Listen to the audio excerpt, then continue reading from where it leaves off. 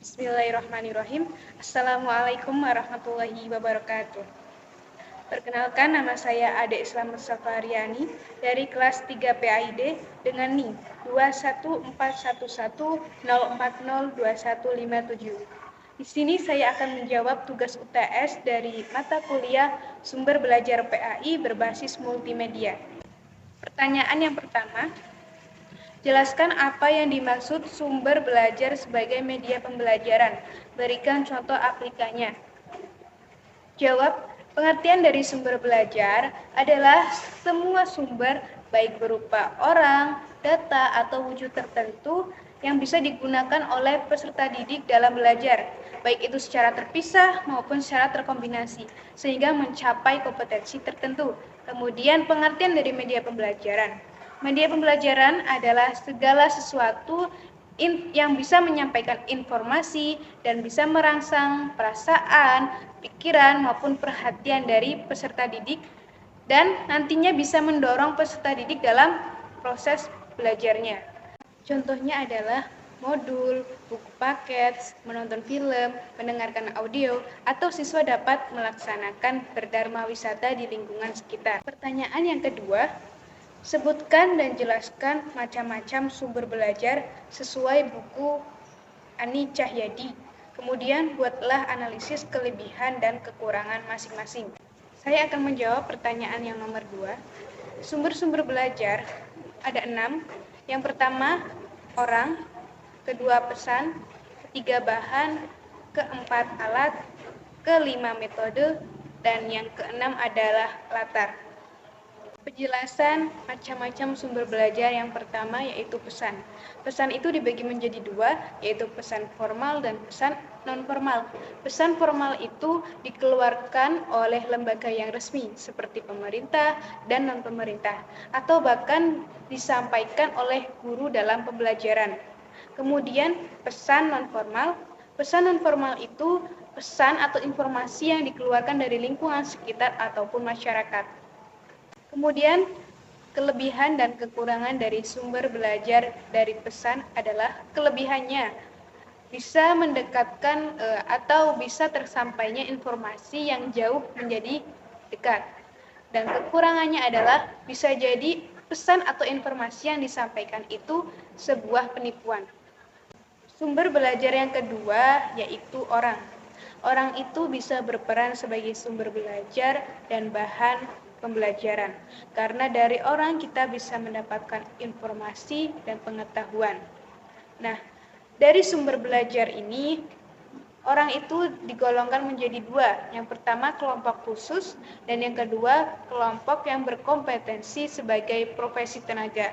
Contoh dari kelompok khusus itu berupa pendidik, sedangkan kelompok dari kompetensi tenaga profesi itu berupa dokter, pedagang, psikolog, polisi, dan pengusaha, dan pekerjaan lainnya. Kelebihan dan kekurangan dari sumber belajar orang. Kelebihan dari sumber belajar orang adalah kita bisa memahami secara langsung ketika kita bertemu dengan orang tersebut, sehingga informasi yang disampaikan itu bisa menyerap pada diri kita.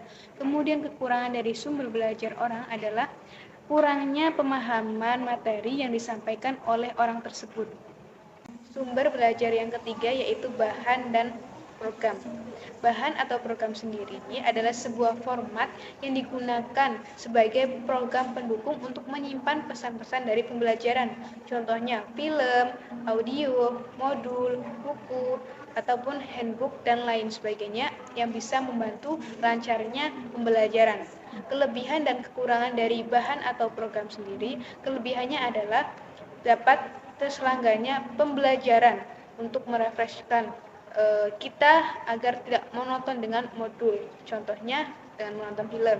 Dan kekurangannya dari bahan atau program, kita lihat dari contoh menonton film, yaitu bisa menjadikan kecanduan peserta didik terhadap sebuah gadget yang bisa memunculkan sebuah film.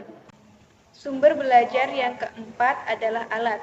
Alat merupakan benda-benda yang berbentuk fisik yang digunakan untuk menyajikan atau membantu dari 3 poin sumber belajar sebelumnya. Contohnya multimedia, proyektor, tape recorder, dan lain sebagainya. Kelebihan dari sumber belajar alat, yang pertama, praktis. Yang kedua, dapat dipahami oleh peserta didik sehingga bisa menarik perhatian peserta didik kepada alat tersebut. Kekurangan dari alat sendiri adalah kurang ekonomis ataupun mahal. Dan di setiap sekolah-sekolah tertentu juga masih belum ada alat pembantu dari penyampaian pembelajaran. Selanjutnya, sumber belajar yang kelima yaitu metode. Metode merupakan cara atau langkah-langkah yang digunakan pengajar kepada guru dalam melakukan pembelajaran, sehingga pembelajaran tersebut bisa sampai pada tujuan tertentu. Contohnya ceramah, berdiskusi, ataupun melakukan dharma wisata. Kelebihan dan kekurangan dari sumber belajar yang kelima yaitu metode. Kelebihan dari metode sendiri adalah mengajarkan siswa dalam public speaking dan mengurangi rasa bosan siswa di dalam lingkungan sekolah. Kekurangannya adalah dalam metode ceramah mungkin ada beberapa guru yang belum menguasai materi sehingga public speakingnya kurang baik. Penjelasan dari sumber belajar yang keenam, yang terakhir, yaitu latar. Latar yang di sini maksudnya adalah lingkungan. Lingkungan ialah situasi ataupun kondisi di lingkungan sekolah, baik itu di luar maupun di dalam sekolah. Contohnya perpustakaan, kebun sekolah, lapangan sekolah, masjid sekolah, atau tempat workshop. Kelebihan dan kekurangan dari sumber belajar yang keenam, yang terakhir, yaitu latar ataupun lingkungan. Nah, kelebihan dari lingkungan sendiri, siswa atau peserta didik dapat memanfaatkan atau melihat secara langsung tempat-tempat yang bisa diambil sumber pembelajarannya atau bisa diambil manfaatnya dari tempat-tempat atau lingkungan tersebut.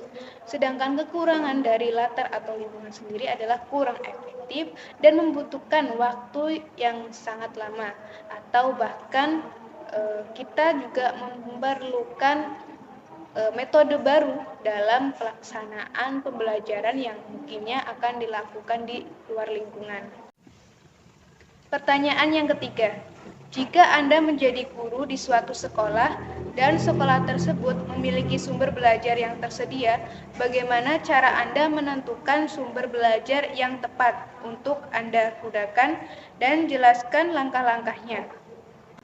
Saya akan menjawab pertanyaan yang ketiga. Langkah pertama yang kita lakukan ketika kita memiliki sumber belajar yang tersedia dan digunakan secara tepat, itu apa? Nah, langkah yang pertama adalah kita harus menentukan sasaran. Maksudnya sasaran di sini adalah kepada siapa kita menyampaikan materi, apakah itu jenjang SD, SMP, SMA, ataupun perkuliahan. Yang kedua, kita perlu melihat materinya apa dulu. Misal, materinya olahraga, berarti kita menggunakan sumber belajar berupa latar. Nah, latar di sini yang digunakan adalah lapangan sekolah. Misal, mata pelajaran olahraga. Kemudian yang ketiga, kita perlu perencanaan. Rencana yang dilakukan itu pembelajaran itu mau minggu keberapa, terus pengorganisasian, kemudian pelaksanaannya itu mau melakukan pembelajaran di luar sekolah itu 3 kali dalam 1 bulan atau